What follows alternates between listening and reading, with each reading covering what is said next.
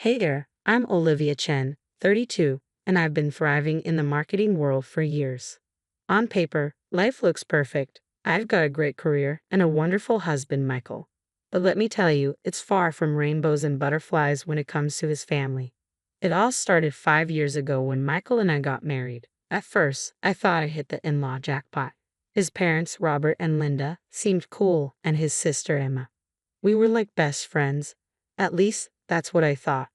Olivia, darling, that dress looks so cute on you, Emma had said at our first family dinner. I should have picked up on the condescending tone, but I was too busy trying to impress everyone. Fast forward to now, and every family gathering feels like walking on eggshells. Emma always has something to say, whether it's about my job, my cooking, or even the way I breathe. Last Thanksgiving, after I spent hours preparing the turkey, she took one bite and said, "Oh, interesting. I guess not everyone can be a master chef." I wanted to stuff her face into the mashed potatoes. Michael tries to play peacemaker, but he's stuck in the middle. "Babe, Emma doesn't mean anything by it," he'd say, as if that excused her constant jabs. The worst part, Robert and Linda hang on to Emma's every word like it's gospel. It's like they've forgotten how to think for themselves. Michael would try to proudly share my achievements, like when I got promoted, but it always ended with Linda brushing it off, saying, "That's nice, dear," before pivoting to Emma's latest charity work, as if she were a saint. I've tried everything to win them over. Fancy dinners, thoughtful gifts, even offering to babysit Emma's kids. Nothing works. It's like trying to nail Jell-O to a wall. And just last week, I overheard Emma on the phone saying, "I don't know what Michael sees in her. She's so ordinary." Ordinary? Me? I've built my career from the ground up. But to them, I might as well be invisible. Now, here I am, getting ready for yet another family dinner, hoping against hope that this time will be different. But deep down, I know better. Emma's probably sharpening her claws as we speak. "You okay, hon?" Michael asks, wrapping his arms around me as I chop vegetables. "Yeah, just peachy," I lie, forcing a smile. The doorbell rings. Chow time. I plaster on my best fake grin and open the door. "Oh, Olivia, you look rested," Linda says, her eyes scanning me up and down. Then, cornering me by the fridge, she adds, "Emma tells me you're still at that little marketing firm. How stable?" I force a smile. "Actually, we just landed a major account. It's been pretty exciting." "Oh, that's nice, dear," she replies absent-mindedly. "Did you hear about Emma's promotion?" "Vice President of Sales, of course. She's amazing." Dinner finally starts, and I'm holding my breath as they take their first bites.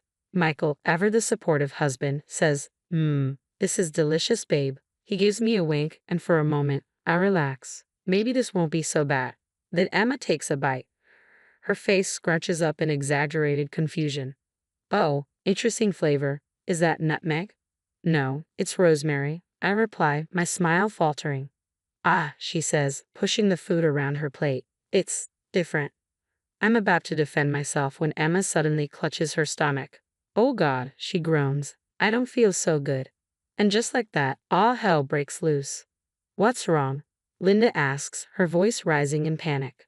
"My stomach," Emma moans. "It's like I've been poisoned or something." All eyes turn to me. I feel my blood run cold. "Poisoned?" I sputter. "That's ridiculous. We're all eating the same food." But then Robert starts looking pale, and James, Emma's husband, is running to the bathroom. "What did you put in the food, Olivia?" Linda demands, her voice shrill. "Nothing, just normal ingredients." I protest, but the room's already turned on me. Michael's looking at me with doubt in his eyes, and it's like a knife to the heart. "Maybe we should call an ambulance," he suggests hesitantly. Emma's now writhing on the floor, milking the situation for all it's worth. "She did this on purpose," she wails. "She's always been jealous of me."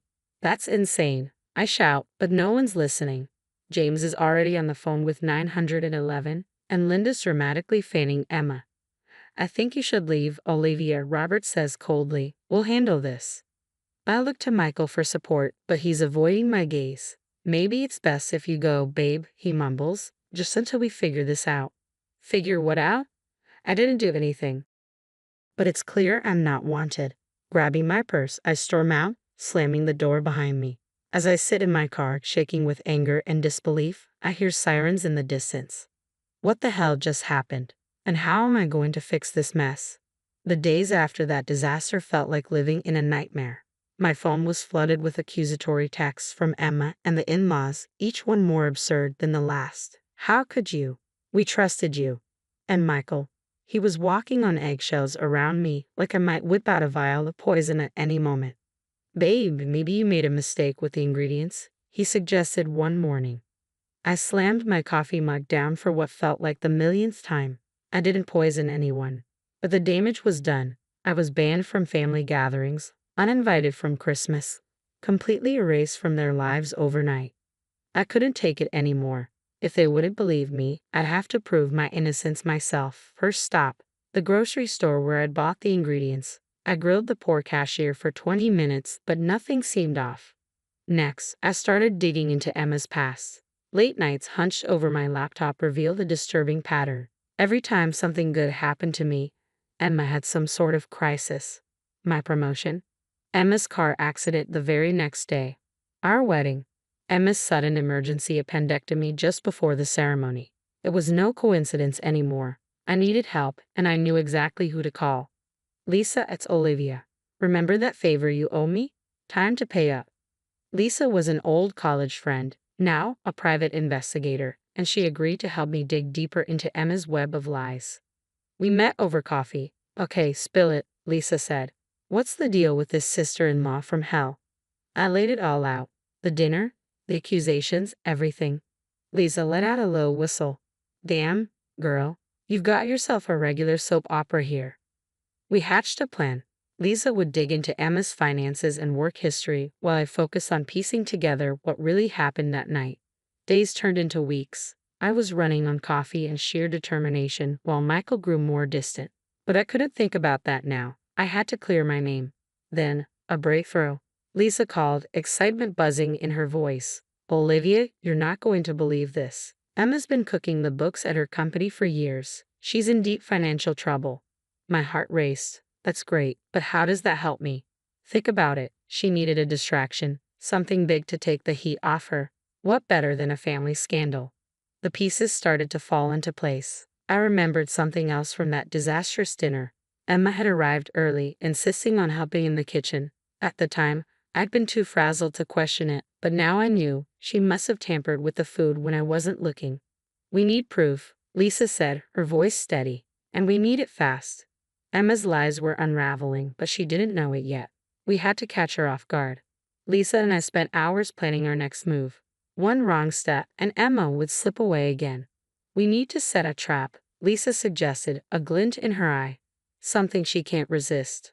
As we plotted, I felt a mix of excitement and dread. This was my chance to expose Emma for who she really was. But what if it backfired? What if I lost Michael for good? I shoved the doubts aside. I'd come too far to back down now. Emma wanted to play dirty? Fine, two could play at that game. Let's do this, I told Lisa, my voice steady. It's time to take Emma down. The day of reckoning had finally arrived. We'd set everything in motion, and now all we could do was wait. My stomach churned with nerves, but I knew this was my only shot. We anonymously tipped off Emma's workplace about her fraudulent activities. It was risky but necessary to apply pressure from all sides. I parked down the street from Emma and James' house, heart pounding. Lisa was already in position, disguised as a delivery driver. Package for Emma Wilson, I heard Lisa say through the earpiece we were using to communicate. I held my breath as I watched Emma step outside. Lisa accidentally dropped the package, spilling its contents, fake financial documents we had prepared to mirror her real crimes. Oh my God, I'm so sorry, Lisa said, scrambling to pick up the papers. Emma's face turned white as a sheet. Give me those, she snapped, snatching the documents out of Lisa's hands. That's when James pulled into the driveway. Perfect timing. What's going on? He asked, walking toward them. Emma tried to hide the papers, stuffing them under her arm. It's nothing, she muttered, clearly rattled. James eyed her suspiciously. What are those? Emma stammered, but before she could come up with a believable excuse, Lisa dropped the bombshell. I think your wife might want to explain these financial discrepancies, Lisa said, smirking as she handed James one of the incriminating documents. Emma froze, her eyes wide with panic. The trap had been set, and now, it was only a matter of time before everything came crashing down. James caught a glimpse of the papers. Are those bank statements, Emma? What's this about? From where I sat, I could see the panic in Emma's eyes. She was cornered, and she knew it. It's nothing, just some work stuff, she said quickly. But James wasn't buying it. He grabbed one of the papers, his eyes widening as he read. Emma, these show transfers to offshore accounts. What the hell is going on? Emma's facade finally cracked. I can explain. It's not what it looks like. That's when Lisa, pretending to fumble with her phone, hit play. Loud enough for everyone to hear. Emma's voice rang out clearly. God, it was so easy. Slip a little idcac in the food and boom, instant food poisoning. Olivia never saw it coming. James stumbled back as if he'd been punched. You framed Olivia? Why? Emma was in full meltdown mode now. The company was investigating me. I needed a distraction. That was my cue. I stepped out of my car and approached them. Emma's eyes bulged when she saw me. You, she screeched. You set me up.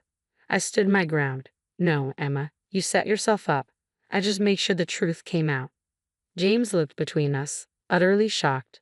I can't believe this. All these years. Just then, Michael pulled up with his parents, Robert and Linda. They must have seen the commotion and called him. What's going on here? Linda demanded. I took a deep breath. This was it. Emma framed me for poisoning the family. She's been lying to all of you for years. Michael stared at his sister in disbelief. Emma, is this true? Emma broke down, confessing everything between sobs, the financial fraud, the lies, the elaborate scheme to frame me. It all came pouring out. Robert and Linda were stunned into silence, their faces a mix of shock and devastation. Michael looked like his whole world had been shattered. Olivia, he said, turning to me, tears in his eyes, I'm so sorry. I should have believed you. Part of me wanted to revel in the vindication, but mostly, I just felt tired.